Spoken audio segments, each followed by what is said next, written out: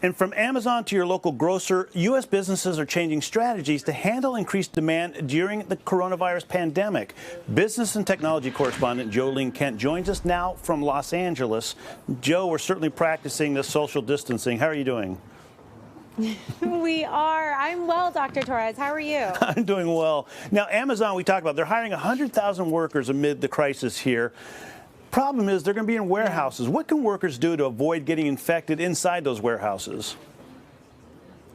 Yeah, that's a great question. So Amazon wants to hire 100,000 workers inside warehouses and also delivery drivers. And as you can imagine, there's a lot that goes into delivery that could put a person at risk. So what Amazon is telling me is they're trying to practice that public health, that hygiene, that social distancing we were just talking about, making sure they're sanitizing their warehouses. But beyond that, they're also trying to focus on what customers really need as they try to staff up and meet this big demand for all the household products you're looking for, the baby products, the stuff to keep your home clean and your car clean. And so what they're doing is they are no longer accepting certain third-party sellers' items, the new stuff that would normally come into their warehouse. Instead, they're focusing on just those products. But it's a really big problem, and Amazon continues to say the same thing. We're just trying to keep things clean and sanitized and efficient so that we can keep on moving ahead. But we did ask them, in case, say, the state of California goes into a shelter-in-place situation like they have in San Francisco,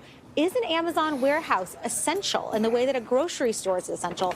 And they have not answered us on that front yet. And you bring up a good point about the delivery workers because they're getting in and out of trucks, they're touching a lot of doorknobs, they're interacting with strangers when they hand a package over. What can they do specifically to avoid getting COVID-19? Well, the good news is on the consumer side, there are ways to elect for contact-free delivery. And so there's ways for you can elect to have your package through a bunch of different delivery services left on your doorstep or left outside. Of course, you can elect these different options in different ways, not just through Amazon, but other delivery programs. But there's certainly a lot of concern around this. And we've been talking to a few retail e-commerce giants beyond just Amazon, and they're trying to provide everything that they can when it comes to the sanitizing wipe and the hand sanitizer to keep everyone feeling safe and practicing safe hygiene. And, the new normal over the last few days, maybe in the last week or so, are a lot of empty store shelves. Is there a real risk of a food supply shortage, or are people just hoarding? Is it wise for them to hoard? Well, what we're seeing right now is everyone's panic buying, right? You're going to the store, you're seeing the long lines, there's no sliced bread, there's no milk, there's no toilet paper. But the good news is that we see this surge in buying, but all of the major grocery store chains are telling us there's plenty of food. The real issue is the supply chain and logistics. So when people see panic buying, they panic buy. That creates a double whammy effect. Then the store shelves are empty. So a lot of these grocery stores are having to cut back their hours, say closing a little earlier or opening a little later in the morning so they can deploy their staff to restock the shelves. Of course, there's delivery from the warehouses. There's that aspect of it. And I know Vicki mentioned earlier, a lot of these grocery stores are hiring up, and they're hiring on the spot in some cases just to get enough people there to handle this surge in demand. In fact, I was just talking to a cashier last week before this got super, super intense here in LA, and she said that it was Wednesday night, right after President Trump spoke, and she told me this is bigger than Thanksgiving and Christmas, and that was a week ago. And, Stephanie talked about big businesses and how they have that cushion to keep things going through this time period. Small businesses, a lot of people are concerned about that, especially the mom and pop type businesses. How can people help keep their local small businesses thriving, or at least alive through this?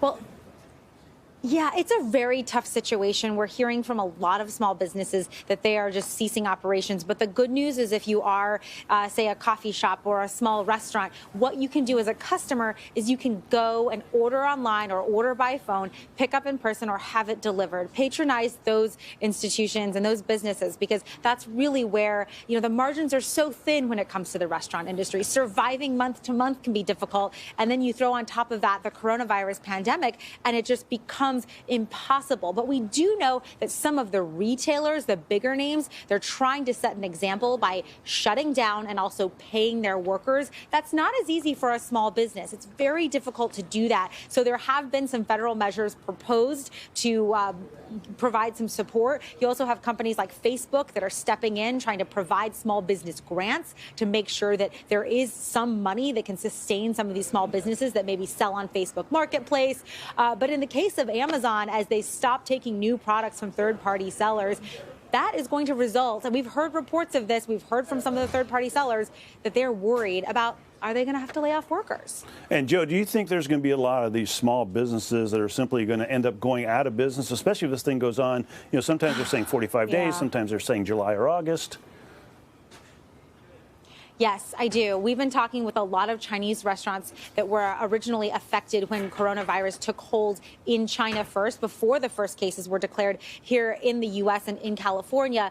And what they've started to realize is some of them are closing permanently because business was already getting a little bit slower. Maybe they were a larger restaurant with a larger staff. And so we do see some of the restaurant economics, if you will, playing out here. And we will see that on the retail side. You've got big companies like Macy's and Bloomingdale's closing their doors temporarily. Those are retailers that are already struggling. It's very difficult to pay rent when it comes to this retail apocalypse we've been covering forever. So you may see some acceleration, I guess, when it comes to some of these retailers struggling or closing up permanently. And that also goes for restaurants and a lot of your small businesses. It's a very, very difficult time.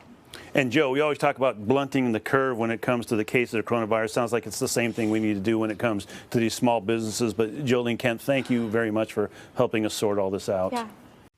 Hey, NBC News viewers, thanks for checking out our YouTube channel. Subscribe by clicking on that button down here and click on any of the videos over here to watch the latest interviews, show highlights, and digital exclusives. Thanks for watching.